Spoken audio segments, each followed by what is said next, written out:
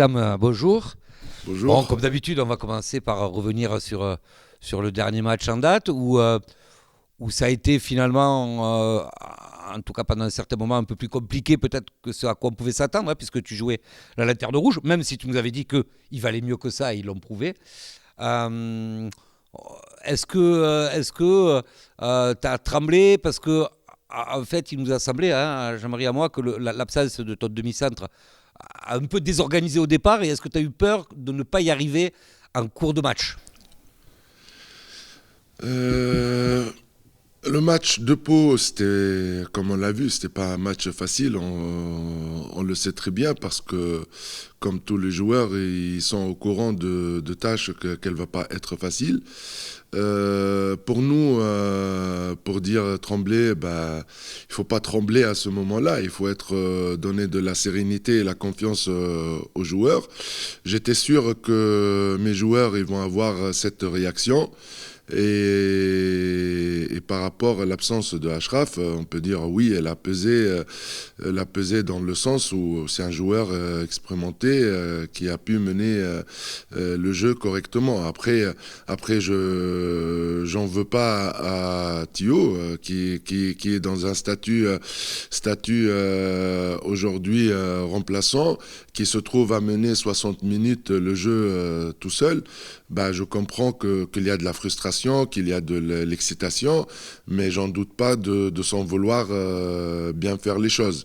Donc, euh, donc je donnerai, c'est l'occasion, je donnerai la confiance encore à Thio, mais ça ne veut pas dire aujourd'hui l'absence d'un joueur qui peut peser sur une équipe. Nous, la force, c'est le groupe, et le groupe a su surmonter la difficulté avec de la maîtrise et de la sérénité. On a vu justement, bonjour Issam, on a vu justement contre ce mal classé que ces équipes-là finalement allaient être difficiles à manœuvrer parce que elles cherchent des points, quoi, faut qu'ils se maintiennent. Donc là encore, l'avant-dernier, vous allez rencontrer chez lui. Un avant-dernier, j'ai regardé un petit peu ses résultats, c'est toujours 2, 3, 4 buts, c'est jamais des grosses différences de buts. Ça va pas être simple non plus chez eux, quoi, j'ai l'impression. C'est la chose que j'aime beaucoup. C'est un championnat euh, que je trouve équilibré par rapport le niveau, parce que ça prouve encore une fois de plus qu'il n'y a pas une équipe qui peut être largement dominée. Mais c'est notre rôle de rester sur nos gardes. Et ces équipes-là, comme je l'ai annoncé souvent, aujourd'hui on est la cible. Et la cible, c'est de faire tomber Angers. Donc les équipes, elles jouent avec des doubles et même triples motivations.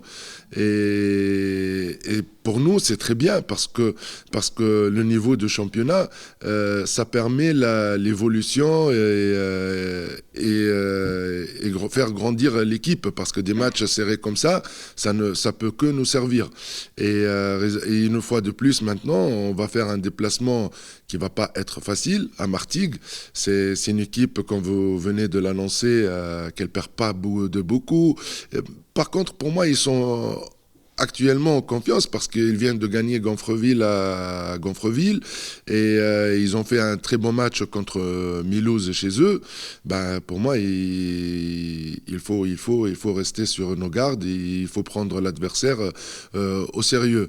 Quelque chose que mes joueurs ils sont conscients, et maintenant ça prouve de plus en plus que les équipes ils vont se battre, et ils vont se battre avec beaucoup plus de motivation, et que nous aussi on ne doit pas se relâcher et rentrer dans les matchs avec le costume du premier leader. Voilà, on aborde les matchs avec beaucoup de sérieux, et on prend l'adversaire aussi avec beaucoup de respect et du sérieux.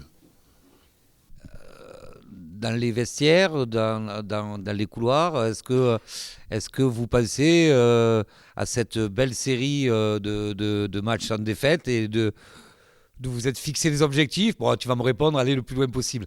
Mais bon, là, déjà, on arrive à la fin de la phase aller. C'est déjà peut-être un premier. Est-ce que vous en parlez entre vous? Est-ce que les joueurs en parlent? Ça, c'est sûr, on essaye de créer quelque chose ensemble. Et pour la créer, il faut parler.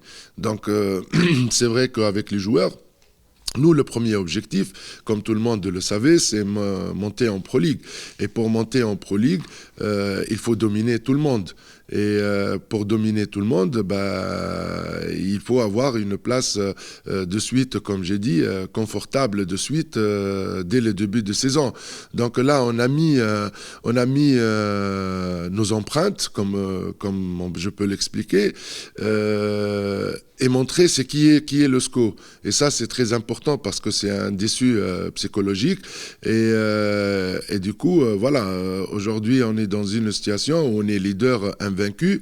Et notre objectif maintenant, ce qu'on a fixé encore, c'est faire perdurer cette série le plus longtemps possible. Et voilà, donc cette motivation aussi nous donne l'envie d'aller plus loin dans les victoires et dans l'enchaînement des matchs gagnés. Et ce que voulait dire Jean-Pierre, je pense, c'est qu'il doit y avoir un petit challenge pour terminer les matchs allés invaincus déjà. Ce sera un premier pas, un premier palier. Euh, on s'aperçoit aussi finalement que le break, le trou n'est pas fait avec les poursuivants immédiats. Donc effectivement, ça doit en même temps entrer en ligne de compte. Il y a encore du chemin à faire, je veux dire, avant d'être dans une position très confortable comme tu le souhaites. Oui, on peut dire ça, qu'il y a maintenant entre nous et le troisième VAP, il n'y a que 6 points, donc c'est 2-3 victoires. C'est pas assez, on va dire, mais on n'est qu'à la 11e journée et c'est déjà pas mal. C'est déjà pas mal. Mais sincèrement, je vous l'ai dit, on ne regarde pas derrière nous. On se fixe des objectifs entre nous internes et c'est une motivation pour nous de plus. Donc il y a des objectifs qu'on fixe sur court terme, voilà, ce qui est gagner les matchs. Et après sur moyen terme, finir la mi-saison invaincu. Maintenant, on fixera l'objectif à long terme, c'est de finir premier et finir champion de la N1. C'est ça les objectifs, c'est ça pourquoi on est là et pourquoi on fait ce métier professionnel.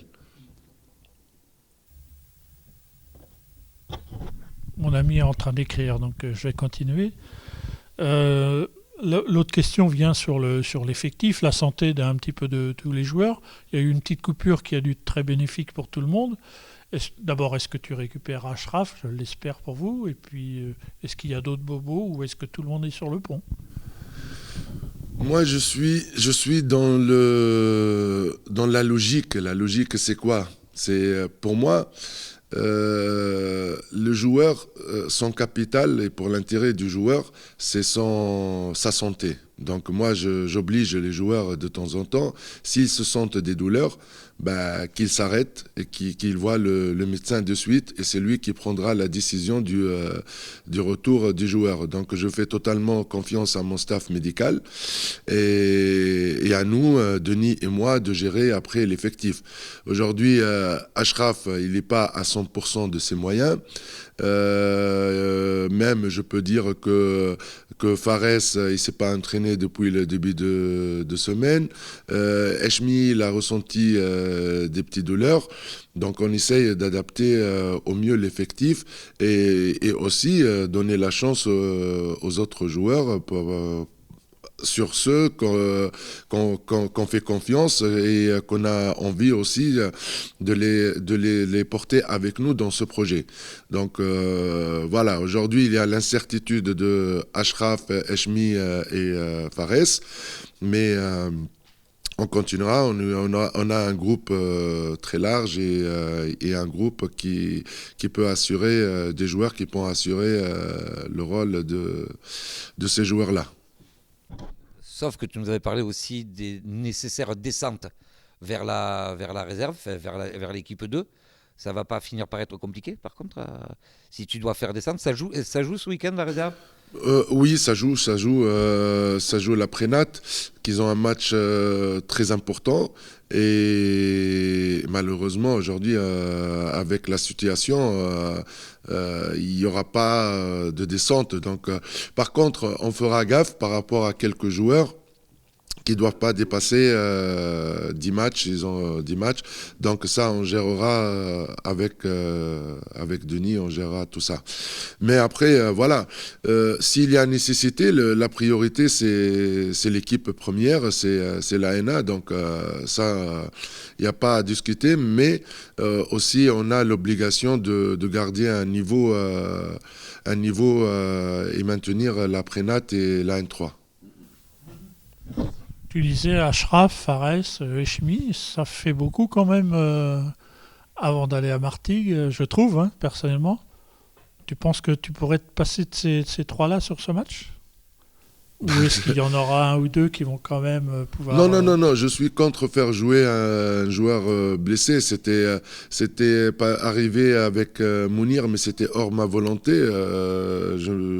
Sur le terrain, je lève mes yeux, je trouve Mounir sur le terrain, mais j'ai pas voulu qu'il rentre du tout. Mais il a voulu rester sur le banc avec le groupe.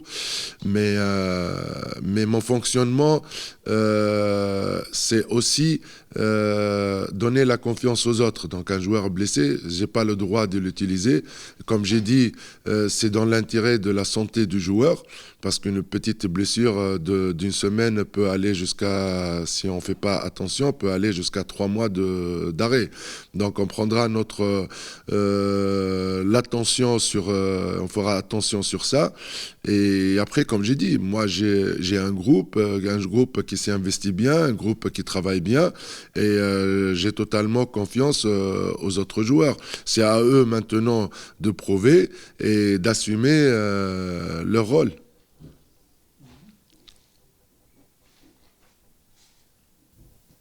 Écoute, on va regarder ce match avec d'autant plus d'attention.